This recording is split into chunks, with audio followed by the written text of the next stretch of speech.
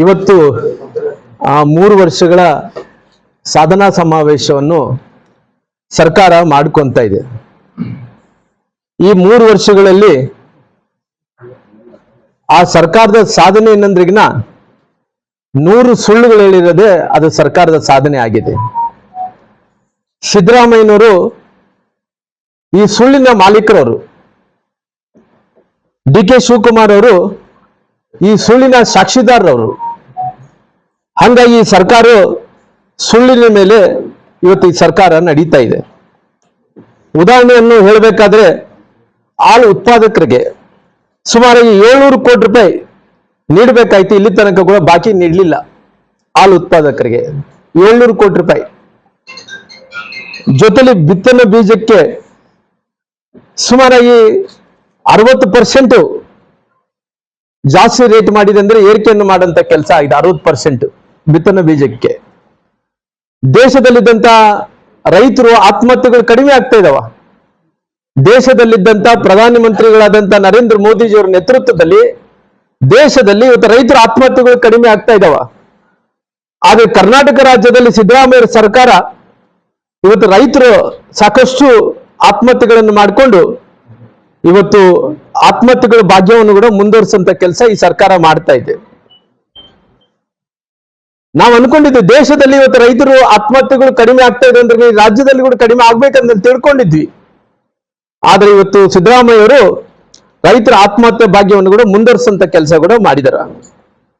ರೈತರ ಆತ್ಮಹತ್ಯೆಯನ್ನು ಇವತ್ತು ಸಾಕಷ್ಟು ಕಡೆ ಆಗ್ತಾ ಇದೆ. ಈ ಸರ್ಕಾರ ಏನ್ ಮಾಡ್ತಾ ಇದ್ರಿಗಿನ ಒಂದು 6ನೇ ಗ್ಯಾರಂಟಿ ಅಂದ್ರಿಗಿನ ಇವತ್ತು ಈ ಬರಗೈನ ಸರ್ಕಾರ ಅಂದ್ರಿಗಿನ ಖಾಲಿ ಕೈಗಳ ಸರ್ಕಾರ ಆಗಿದೆ. ಬರಗೈನ ಸರ್ಕಾರ ಇವತ್ತು ರಾಜ್ಯದಲ್ಲಿ 23ನೇ ವರ್ಷದಲ್ಲಿ 2023ನೇ ಇಸ್ವಿದಲ್ಲಿ 2423 ಮಂದಿ ರೈತರ ಆತ್ಮಹತ್ಯೆಯನ್ನು ಮಾಡ್ಕೊಂಡಿದಾರ.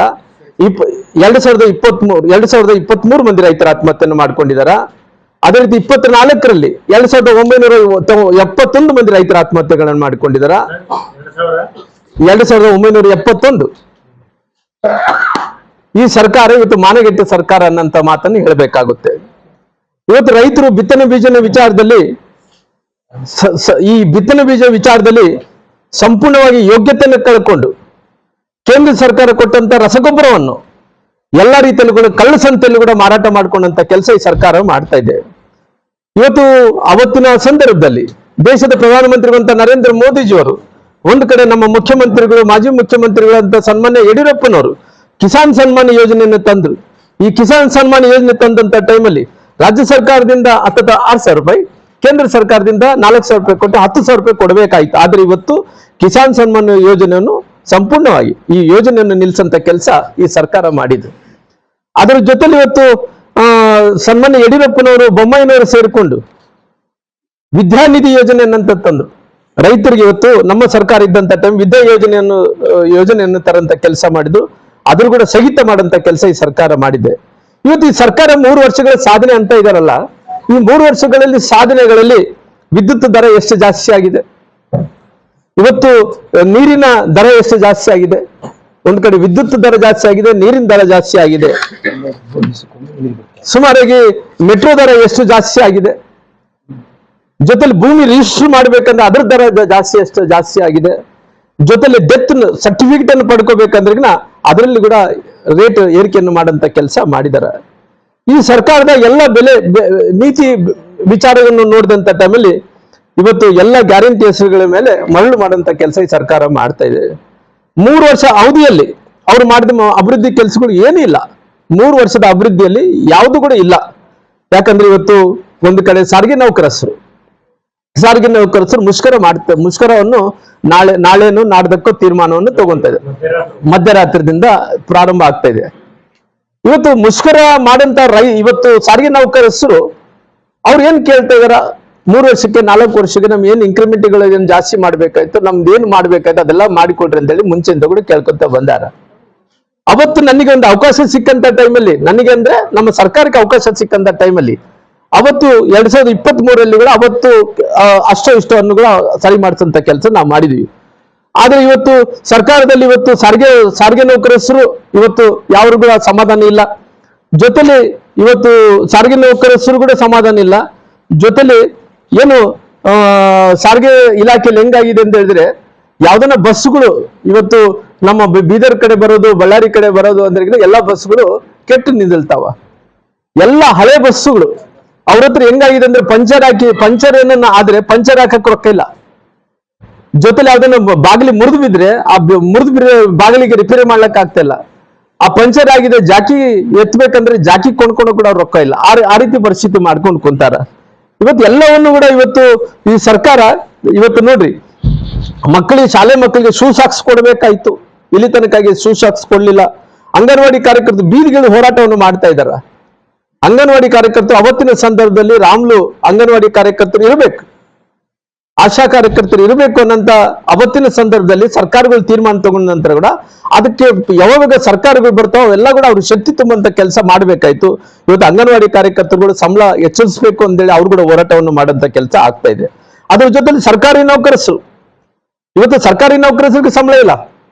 ಯಾವನು ಡಿ ಗ್ರೂಪ್ ನೌಕರ ಸಾಹೇಬ್ ಸರ್ಕಾರಿ ನೌಕರಸ್ಥರಿಗೆ ಇವತ್ತು ಎಂತ ಪರಿಸ್ಥಿತಿ ಬಂದಿದೆ ಅಂದ್ರೆ ಸರ್ಕಾರಿ ನೌಕರಸ್ಥರಿಗೆ ಅವ್ರಿಗೆ ಸಂಬಳ ಅಂದ್ರೆ ತಿಂಗಳಿಗೊಮ್ಮೆ ಬರಕ್ ಆಗ್ತಾ ಇಲ್ಲ. ಇವತ್ತಿನ ತನಕ ಕೂಡ ಎಲ್ಲ ಖಜಾನೆಗಳೆಲ್ಲ ಕೂಡ ಖಾಲಿ ಮಾಡ್ಕೊಂಡು ಕುಂತಾರ.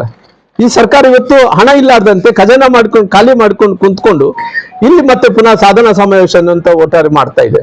ಹಂಗಾಗಿ ಇವತ್ತು ಈ ಸರ್ಕಾರ ಅನ್ನಂಥದ್ದು ಬರಗೈನ ಸರ್ಕಾರ ಮಾಡಿಕೊಂಡು ಈ ಯಜಮಾನ ಸಿದ್ದರಾಮಯ್ಯ ಏನಿದಾರೋ ಇವರು ಯಾವ ರೀತಿ ಇಲ್ಲಂದ್ರಿಗಿನ ಅವ್ರ ಯಜಮಾನರಿಗೆ ಸಾಕ್ಷಿಯಾಗಿ ಡಿ.ಕೆ. ಶಿವಕುಮಾರ್ ಅವರು ಕೂಡ ನಡ್ಕೊಂತ ಹೋಗ್ತಾ ಇದಾರ. ಅದಕ್ಕೋಸ್ಕರವಾಗಿ ಇವತ್ತು ಕಾಂಗ್ರೆಸ್ ಸರ್ಕಾರ ಎಲ್ಲ ವಿಚಾರದಲ್ಲಿ ಏನ್ 3 ವರ್ಷಗಳ ಸಾಧನಾ ಸಮಾವೇಶ ನಡೀತದೋ ಸಾಧನಾ ಸಮಾವೇಶ ಮಾಡ್ಕೊಂಡ ಸಲುವಾಗಿ 1 ಇಂಚು ಕೂಡ ಯಾವ ಪುರುಷತ್ವ ಕೂಡ ಅವ್ರಿಗೆ ಯೋಗ್ಯತೆ ಇಲ್ಲ ಅನ್ನಂತ ಮಾತನ್ನು ಕೂಡ ಹೇಳ್ಬೇಕಾಗತ್ತೆ. ಅಭಿವೃದ್ಧಿ ವಿಚಾರದಲ್ಲಿ ಇವತ್ತು ಏನಾಗ್ತಾ ಇದೆ, ಅಭಿವೃದ್ಧಿ ವಿಚಾರದಲ್ಲಿ ಯಾವುದೇ ಈ ರಾಜ್ಯದಲ್ಲಿ ಶೂನ್ಯ ಅಭಿವೃದ್ಧಿ, ಯಾವುದೇ ಅಭಿವೃದ್ಧಿಗಳನ್ನು ಆಗ್ತಾ ಇಲ್ಲ. ಏನಂತ ಹೇಳಿದ್ರೆ ಅವ್ರನ್ನ ಡೈವರ್ಟ್ ಮಾಡ್ಬೇಕು ಅನ್ನಂತ ಕಾರಣದಿಂದ ಜನರು ಇವತ್ತು ಅಭಿವೃದ್ಧಿ ಬಗ್ಗೆ ಕೇಳ್ತಾರೆ ಅನ್ನೋದ್ ಕಾರಣದಿಂದ ಡೈವರ್ಟ್ ಮಾಡ್ಬೇಕು ಅನ್ನಂತ ಕಾರಣದಿಂದ ಇವತ್ತು ಎಲ್ಲೋ ಒಂದು ಕಡೆ ಸ್ವಲ್ಪ ಮಂದಿನ ಜಾತಿಗಳ ಮಧ್ಯೆ ಒಡೆಯೋದು, ಯಾವ ರೀತಿಯಲ್ಲಿ ಅಂದ್ರಿಗಿನ ನಾವು ಹಿಂದೂಗಳು ಮುಸಲ್ಮಾನರ ಬಗ್ಗೆ ಒಡೆಯೋದು ಅನ್ನಂತ ರೀತಿಯಲ್ಲಿ ಇವತ್ತು ಅವ್ರನ್ನ ಗುಣಗಾನ ಮಾಡಬೇಕು ಅನ್ನಂತ ಪ್ರಯತ್ನವನ್ನು ಇವತ್ತು ಮಾಡಂತ ಕೆಲಸ ಸಿದ್ದರಾಮಯ್ಯ ಮಾಡ್ತಾ ಇದ್ದಾರೆ. ಬಹುಶಃ ನಾನು ಮೊನ್ನೆ ನೋಡ್ತಾ ಇದ್ದೆ ಈ ವಿಚಾರದಲ್ಲಿ ನಮ್ಮ ಮಕ್ಕಳ ವಿಚಾರದಲ್ಲಿ ಯಾವುದೇ ತಾರತಮ್ಯ ಇಲ್ಲ, ಎಲ್ಲ ಮಕ್ಕಳು ನಮ್ಮ ಮಕ್ಕಳು ಇದ್ದಂತೆ. ಹಿಜಾಬ್ ವಿಚಾರದಲ್ಲಿ ಸುಪ್ರೀಂ ಕೋರ್ಟ್ ಅಲ್ಲಿ ನಡೀತಾ ಇದೆ. ಸುಪ್ರೀಂ ಕೋರ್ಟ್ ನಡೆಯುವಂತ ಟೈಮಲ್ಲಿ ಇಲ್ಲ ಡೈವರ್ಟ್ ಆಗ್ಬೇಕಲ್ಲ, ಈ ಡೈವರ್ಟ್ ಆಗ್ಬೇಕನ್ನಂತ ಕಾರಣದಿಂದ ಹಿಜಾಬ್ ವಿಚಾರವನ್ನು ಕೂಡ ಅವರು ನಿಷೇಧ ಮಾಡಿದಂಥದ್ದು ಕೂಡ ವಾಪಸ್ ತಗೊಂಡು ಅದಕ್ಕೆ ನಂದೇನು ಅಭ್ಯಂತರ ಇಲ್ಲ. ಆದ್ರೆ ಎಲ್ಲಿ ನೀವು ಏನ್ ಕೆಲಸ ಮಾಡ್ಬೇಕಾಯ್ತು, ಹೆಂಗ್ ಡೈವರ್ಟ್ ಮಾಡ್ಬೇಕಂದೇಳಿ ಬುದ್ಧಿ ಹಿಡ್ಕೊಂಡು ನೀವು ಹೆಂಗ ಯೋಚನೆ ಮಾಡ್ಕೊಂಡು ಕೆಲಸ ಮಾಡ್ತಾ ಇದ್ರಿ, ಇವೆಲ್ಲ ಏನಂತ ಹೇಳಿದ್ರೆ ಎಲ್ಲೋ ಒಂದು ಕಡೆ ಜನರನ್ನ ಡೈವರ್ಟ್ ಮಾಡ್ಬೇಕು, ಎಲ್ಲೋ ಒಂದು ಕಡೆ ಡೈವರ್ಟ್ ಮಾಡ್ಬೇಕನ್ನಂತ ಕಾರಣದಿಂದ ಅವ್ರಿಗೆ ನಾವು ವಿಶೇಷವಾದಂತಹ ಪ್ಯಾಕೇಜ್ ಅನ್ನು ಕೊಡ್ತೀವಿ ಅನ್ನೋಂಥದ್ದು ಅದೆಲ್ಲ ಬೇಡ. ಯಾಕಂದ್ರೆ ಇವತ್ತು ನೀನು ಮಕ್ಕಳು ಎಲ್ಲ ಈ ದೇಶದಲ್ಲಿದ್ದಂತ ಎಲ್ಲಾ ಜಾತಿಯ ಮಕ್ಕಳು ಒಂದನ್ನಂತ ಭಾವನೆ ಬಂದ್ರಿಗಿನ ಈ ರಾಜ್ಯದಲ್ಲಿದ್ದಂತ ಎಲ್ಲಾ ಜಾತಿಯ ಮಕ್ಕಳು ಒಂದನ್ನಂತ ಭಾವನೆ ಬಂದ್ರೆ ಈ ರೀತಿ ತಾರತಮ್ಯ ಮಾಡಕ್ ಹೋಗಲ್ಲ. ಯಾಕಂದ್ರೆ ಇವತ್ತು ಸಾಕಷ್ಟು ನಿಮ್ದು ಯಾವ ರೀತಿ ಮನಸ್ಥಿತಿ ಇದೆ ಅಂತ ಹೇಳಿದ್ರಿಗಿನ ನಿಮ್ಮ ರಾಜ್ಯಸಭಾ ಸದಸ್ಯರಾದಂತ ನಮ್ಮ ಬಳ್ಳಾರಿಯವರಾದಂತ ಅವ್ರು ಯಾರು MP ಅವರು ನಾಸಿರ್ ಹುಸೇನ್ ಅವರು ಪಾಕಿಸ್ತಾನಿಗೆ ಜಿಂದಾಬಾದ್ ಅಂತಾರೆ. ಅಂತವ್ರ ಪರವಾಗಿ ನಿಲ್ತಾರೆ ಇವರೆಲ್ಲರೂ ಕೂಡ.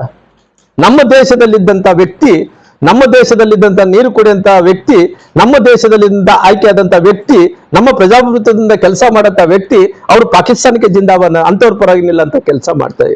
ಇವತ್ತು ಏನಾಗ್ತಾ ಇದೆ, ಇವತ್ತು ಹಿಂದೂ ಧರ್ಮಕ್ಕೆ ಇವತ್ತು ಭಾವನೆಗಳಿಗೆ ಧಕ್ಕೆ ತರಂತ ಕೆಲಸ ಆಗ್ತಾ ಇದೆ. ಅದಕ್ಕೋಸ್ಕರವಾಗಿ ಹಿಂದೂ ಹಬ್ಬಗಳ ಮೇಲೆ ಕಲ್ಲು ತೂರಾಟಗಳು ಆಗ್ತಾ ಇದಾವ. ಇವತ್ತು ಎಲ್ಲಿ ಬೇಕಾದ್ರೆ ಅಲ್ಲಿ ಪ್ರಚೋದನೆಯನ್ನು ಕೊಡುವಂತ ಕೆಲಸ ಆಗ್ತಾ ಇದೆ. ಇವತ್ತು ಸರ್ಕಾರ ಎಲ್ಲ ಆಡಳಿತದಲ್ಲಿ ವೈಫಲ್ಯ ಆಗ್ತಾ ಇದೆ. ಆಡಳಿತ ವಿಚಾರದಲ್ಲಿ ಮುಚ್ಕೋಬೇಕು ಅನ್ನೋಂಥ ಕಾರಣದಿಂದ ಇವೆಲ್ಲ ಕೂಡ ಪ್ಲಾನ್ ಮಾಡೋಂಥ ಕೆಲಸ ಆಗ್ತಿದೆ. ಸಮುದಾಯಗಳನ್ನು ಎತ್ತಿಕಟ್ಟುವಂತ ಕೆಲಸ ಆಗ್ತಾ ಇದೆ. ಇವೆಲ್ಲ ಕೂಡ ಬೇಕು ಆಗಲಿಲ್ಲ. ಆದ್ರೆ ಸರ್ಕಾರ ನಡೆಸ್ಬೇಕಂದ್ರಿಗಿನ ಇವೆಲ್ಲ ಕೂಡ ಕುಂಟಿ ನೆಪ ಹೇಳ್ಕೊಂಡು ಯಾರನ್ನೂ ಕೂಡ ಎತ್ತಿಡುವಂತ ಕೆಲಸ ತಾವೇನು ಮಾಡ್ತಾ ಇದ್ರು. ಹಂಗಾಗಿ ತಾವೆಲ್ಲರೂ ಕೂಡ ಈ 3 ವರ್ಷದ ಸಾಧನೆಗಳಲ್ಲಿ ಏನು ಮಾಡ್ಲಿಕ್ಕಾಗಲಿಲ್ಲ. ಈ 3 ವರ್ಷಗಳ ಸಾಧನೆಯಲ್ಲಿ 0 ಆಗಿದೆ.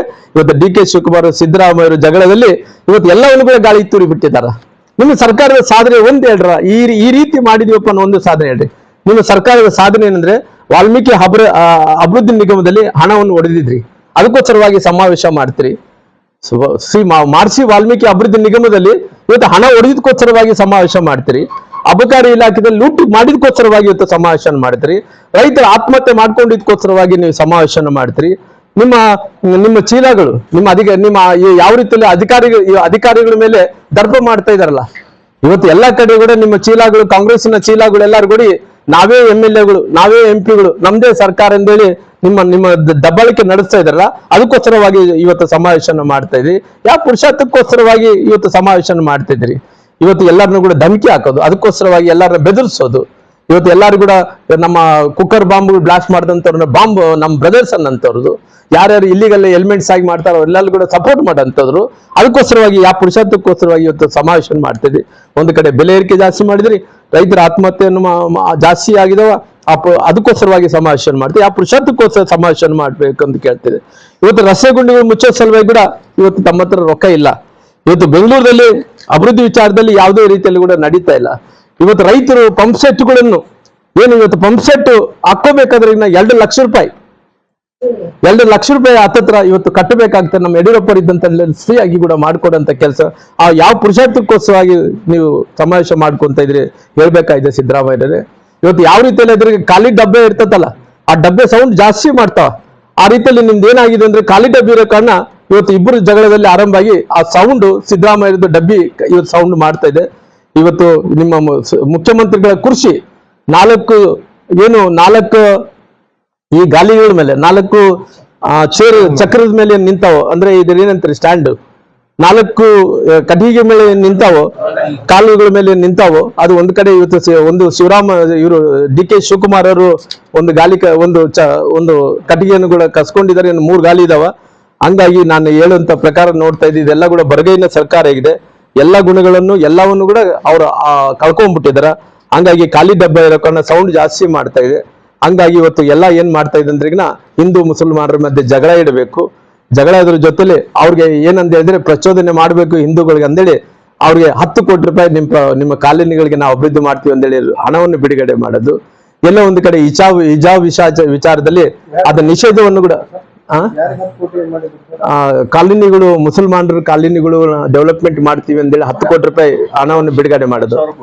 10,000 ಕೋಟಿ ಅವ್ರಿಗೆ ಕಾಲೋನಿಗಳು ಡೆವಲಪ್ ಮಾಡ್ತೀವಿ ಪ್ರತಿ ತಾಲೂಕಿನಲ್ಲಿ ಅಂತೇಳಿ ಆ ಮಾತು ಹೇಳೋದು.